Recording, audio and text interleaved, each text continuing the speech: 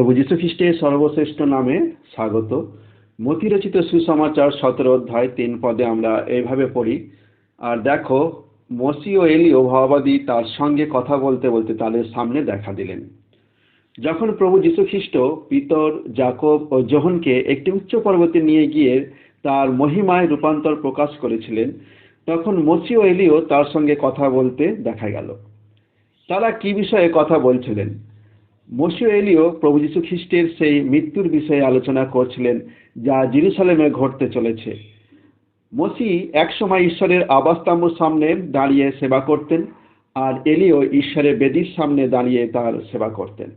এখন তারা দুজনেই প্রভুর সামনে দাঁড়িয়ে তার ক্রুশবিদ্ধ হওয়া ও আত্মবলিদানের বিষয়ে আলোচনা করছিলেন, কারণ ভাববাদীদের মাধ্যমে তার সেই মহান বলিদানের কথা পূর্বেই লেখা ছিল, এবং প্রভু যিশুও তার শিষ্যদের বারবার তার মৃত্যু ও আত্মবলিদানের বিষয়ে জানিয়েছিলেন।